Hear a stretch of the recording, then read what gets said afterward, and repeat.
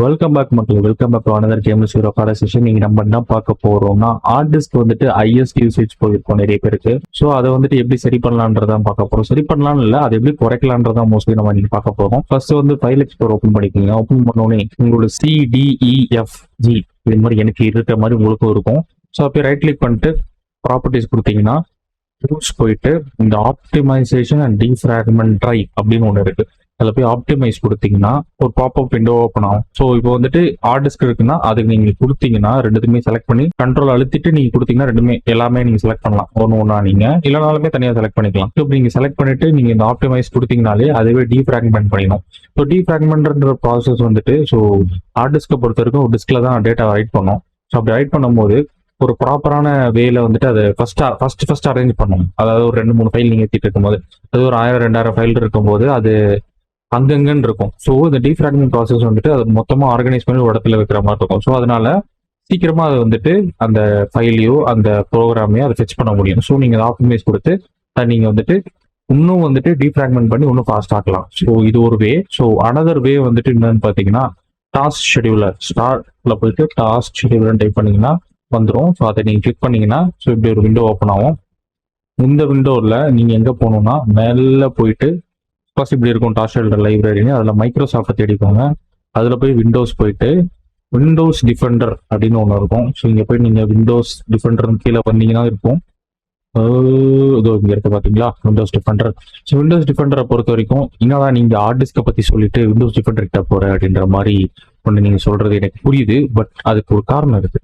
என்னன்னா இதை நீங்கள் வந்துட்டு டபுள் கிளிக் பண்ணீங்கன்னா இதுல வந்து ஒரு விண்டோ பாப்அப் ஆகும். இதுல போயிட்டு ஆக்ஷன் போனீங்கன்னா கண்டிஷன் ஆக்ஷன் பக்கத்துல இருக்க கண்டிஷன் போனீங்கன்னா ஸோ இங்க பாத்தீங்கன்னா தெரியும் start the task only if the computer is on in AC power. அதாவது சிஸ்டமோ லேப்டாப்போ உங்களுக்கு ஆன்ல இருந்தாவே மோஸ்ட்லி இது பேக்ரவுண்ட்ல அது பாட்டு அதோட அப்ளிகேஷன் ரன் ஆகிட்டே இருக்கும். நீங்க அவஸ்டோ இல்லை ஏபிஜி ஆன்டிவைரஸ் அந்த ஆன்டிவைரஸ் யூஸ் பண்ணியிருந்தாலுமே விண்டோஸ் டிஃபெண்டர் பேக்ரவுண்ட்ல ஓடிட்டே இருக்கும். ஸோ அந்த மாதிரி கண்டிஷன்ல அதோட டாஸ்க் பர்ஃபார்ம் பண்ணாம தடுக்கிறது எப்படின்னா so start task only if the computer is Idol. அதாவது உங்க கம்ப்யூட்டர் வந்து எந்த ஒரு ப்ராசஸும் பண்ணாம அந்த மாதிரி கண்டிஷன்ல இருந்தா மட்டும் அது வந்துட்டு இந்த மாதிரி ஏதாச்சும் டாஸ்க் பண்ணிக்கலாம். ஸ்கேனோ இல்லை அப்டேட்டோ இல்லை மெயின்டெனன்ஸோ எது பண்றதா இருந்தாலும் ஐடலா இருக்கும் போது பண்ணிக்கலான்ற மாதிரி ஒரு ரூல் செட் பண்ற மாதிரி இருக்கும். ஏன்னா டிஃபால்ட்டா வந்துட்டு பாத்தீங்கன்னா இது வந்துட்டு இப்போ பவர் ஆனா இருந்தாலே நீங்க கேம் ஆடிட்டு இருந்தாலுமே இது பாட்டு பேக்ரவுண்ட்ல ஓடிட்டு இருக்கும். இது கூட உங்களுக்கு வந்துட்டு ஹார்ட் டிஸ்க்ல பர்ஃபார்ம் பண்ணதுக்கான சான்சஸ் இருக்கு. ஏன்னா நீங்க ஆப்ரேட்டிங் சிஸ்டம் எங்க வச்சிருக்கீங்க பொறுத்து இது இருக்கு. நீங்க SSD வச்சிருந்தீங்கன்னா அது வேற. பட் இருந்தாலுமே ஒரு ப்ராசஸ் ரன் ஆகிட்டு தான் இருக்க போகுது பேக்ரவுண்ட்ல. எதுக்கு தேவையில்லாம ஒரு யூசேஜ் ரன் ஆகிட்டு. ஸோ இதை போய் கொடுத்துட்டு ஓகே கொடுத்துருங்க. ஸோ அதுக்கப்புறம் அடுத்ததையும் டபுள் கிளிக் பண்ணிட்டு கண்டிஷன் போயிட்டு start the task only if computer is Idol. So இந்த டைம் நீங்க கொடுத்துக்கலாம் எவ்வளவு நேரம் இருக்கணும்ன்ற மாதிரி கஸ்டமைஸ் பண்ணிட்டு schedule scan. So clean up பண்றதா இருந்தாலும் ஷெடியூல் ஸ்கேன் பண்றதா இருந்தாலும் இனிமேல் இது வந்துட்டு ஐடலா இருந்தா மட்டும்தான் அது பண்ணும். இல்லைன்னா நீங்க மேனுவலா போய் கொடுத்தா மட்டும் தான் பண்ணும். பட் இதுல இருக்க ஒரே ஒரு டிராபேக் என்னன்னா ஒவ்வொரு வாட்டி நீங்க அப்டேட் பண்ணும்போது இந்த கண்டிஷன்ஸை நீங்க ரீசெட் பண்ணணும். ஏன்னா நீங்க இந்த கண்டிஷன்ஸ் மாத்துறீங்கன்னா ஒவ்வொரு வாட்டி இது அப்டேட் ஆகும்போது விண்டோஸ் அப்டேட் ஆகும்போது இது ரீசெட் ஆயிடும். ஸோ ஒவ்வொரு ரீசெட் ஆகும்போது நீங்க போய் செக் பண்ணி நீங்க வந்துட்டு இதே மாதிரி மாத்தி வச்சுட்டீங்கன்னா அந்த பிரச்சனை இருக்காது. மோஸ்ட்லி அந்த ப்ராப்ளம் வராது. ஸோ நான் சொல்றது வந்து ரொம்ப ரொம்ப எக்ஸ்ட்ரீம் கேஸ்.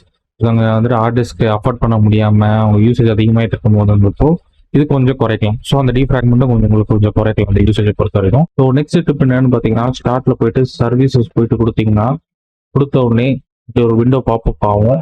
ஸோ போயிட்டு அதில் சிஸ்டம் மெயின் ஒன்று இருக்கும். சிஸ் மெயின் அப்படின்ற மாதிரி ஒன்று இருக்கும். ஸோ அங்கே போயிட்டு ரைட் கிளிக் பண்ணிட்டு ப்ராப்பர்ட்டிஸ் கொடுத்தீங்கன்னா இந்த ஒரு விண்டோ ஓப்பன் ஆகும். இங்கே வந்து ஸ்டார்ட் அப் டைப் வந்து இது ஆட்டோமேட்டிக் இருக்கும். ஸ்டார்ட் அப் ஆகும்போது சிஸ்டம் ஸ்டார்ட் அப் ஆகும்போது இது ஆன் ஆகிடும். ஸோ இதை நீங்கள் டிசேபிள் பண்ணிட்டு ஸ்டாப் கொடுத்தீங்கன்னா அது அப்ளை ஆகும். ஸோ இது மூலியமா உங்களுக்கு வந்துட்டு சிஸ்டமோட யூசேஜ் வந்து கொஞ்சம் குறையும். ஸோ அது மூலியமா ஹார்ட் டிஸ்கோட யூசேஜும் உங்களுக்கு ரொம்ப ரேப்பிடாவே குறையும். ஸோ எனக்கு தெரிஞ்சு இது வந்துட்டு உங்களோட ஹார்ட் டிஸ்கோட யூசேஜை ரொம்பவே குறைக்கிறதுக்கான சான்சஸ் அதிகமாகவே இருக்கு. ஸோ இன்னொரு அடிஷ்னல் பாயிண்ட் என்னன்னா இந்த வீடியோவில் கமாண்ட் ப்ராம்ப்ட் போயிட்டு CMDக்கு போயிட்டு ரன் அஸ் அட்மினிஸ்ட்ரேட்டர் கொடுத்தீங்கன்னா இந்த டயலாக் வந்துடும். ஸோ இந்த டயலாக் வந்தோடனே IP-config/flush DNS இது கொடுத்தீங்கன்னா எந்த ஒரு இன்டர்நெட் ரிலேட்டட் ப்ராப்ளம்ஸ் உங்களுக்கு இருந்தாலுமே இந்த டிஎன்எஸ் ஃப்ளஷ் கிளியர் பண்றதுனால உங்களுக்கு சரியாகிறதுக்கான சான்சஸ் அதிகம். ஸோ அதுவும் நீங்க பண்ணிக்கலாம். IP-config/flush DNS கொடுத்துட்டு நீங்க கொடுத்தோன்னே இது மாதிரி வந்துச்சு பார்த்தீங்கன்னா சக்ஸஸ்ஃபுல்லி ஃப்ளஷ் த DNS சால்வர் கேட்ச் அப்படின்னு வருது இல்லைங்களா. அது வந்ததுக்கு அப்புறம் சிஸ்டம் ஒரு வாட்டி ரீஸ்டார்ட் பண்ணீங்கன்னா தான் உங்களுக்கு வந்துட்டு இன்னும் பெட்டரா இருக்கும். அதுவும் இல்லாமல் நீங்க வந்து நெட்வொர்க் ரீசெட் பண்ணணும். ஸோ அப்படி பண்ணீங்கன்னா இன்னும் பெட்டர் ஆயிடும். ஸோ இந்த ரீசெட் நான் கொடுத்துடணும். இதெல்லாம் வந்துட்டு அந்த ஐபி கான்ஃபிளிக் டிஎன்எஸ் அந்த இது கொடுக்குறீங்களா, ஃப்ளஷ் கொடுக்குறீங்களா, அது கொடுத்ததுக்கு அப்புறம் இந்த ரீசெட் நான் கொடுத்துட்டு ஒரு ரீஸ்டார்ட் பண்ணிடணும்.